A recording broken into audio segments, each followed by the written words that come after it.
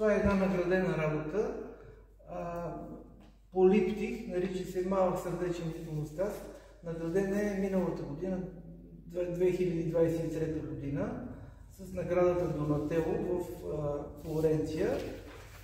Награждаването беше януари месец в палаца Боргезо. Наградата на Биенале Тенец от миналата година в Монтана на името на Йордан Радичков. Първа награда за графика. Това са три мои много любими работи, съвсем в началото на творческата ми работа. Бях трети курс студент в Краковската академия. И това е голямата награда за млад художник на Международното биенале на графиката.